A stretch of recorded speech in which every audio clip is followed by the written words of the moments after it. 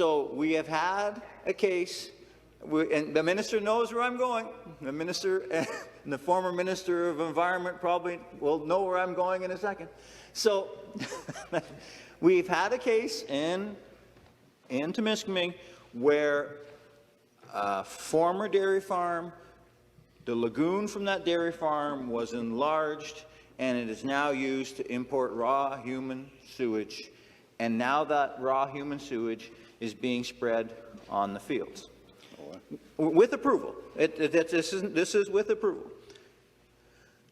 But several, and this is something we need to look at, because so when you spread animal waste, animal manure on farmland, you need a nutrient management plan so that you can prove that you're doing it safely, that you've got enough acres, that you're not polluting the land, and that the crops that come from that land are safe, right?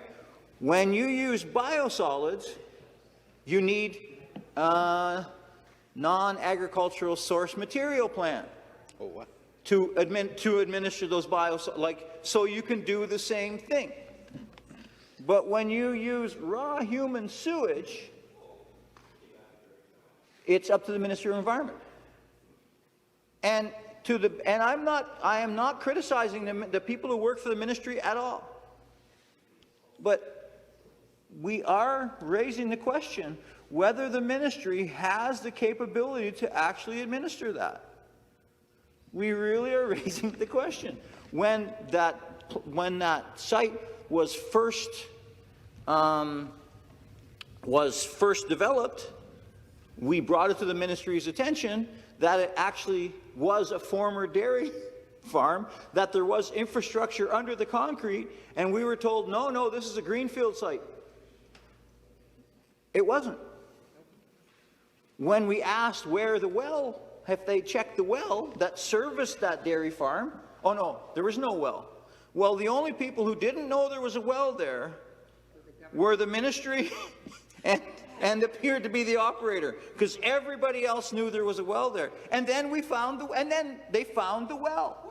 And then it turns out that there was a path from the lagoon to the well under the concrete in the former dairy structure. Like you said. Like we said. So then, I give the ministry credit where to do. When they found that out, equipment went in, they dug and stopped that. But that was a fully approved site, and it wasn't 20 years ago. It was approved with that concrete in the plans. In the plans. So now, rightfully so, in my opinion, there are members of the public who have lost faith in the ministry's ability to monitor that site. So now they're asking, the comment period just closed.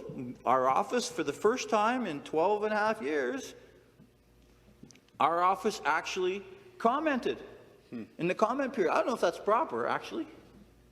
But the reason I did it is because the first two times I asked the question, both times the response was completely wrong. It wasn't even, we'll look into it. It was, nope.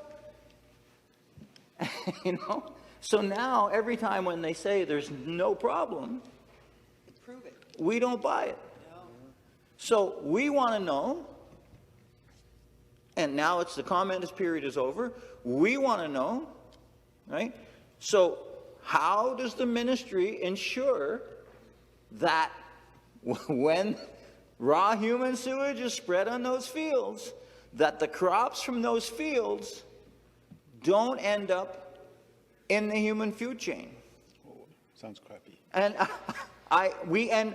we don't have direct access to those answers.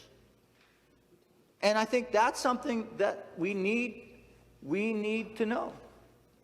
Because just having the ministry say, "Oh, be careful, everything's fine, folks," you know, fool me once, my fault. Fool me 3 times. And I'm not criticizing the ministry. Not really.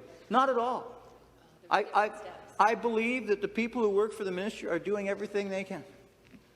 But the rules, to me, aren't clear. And so we don't know where that land, where those crops are going. We do know that the company who did the spreading was fined for spreading at the wrong time. They have done, I'm a farmer by trade, and they spread that liquid human sewage under conditions that no farmer, no competent farmer would ever spread human sewage.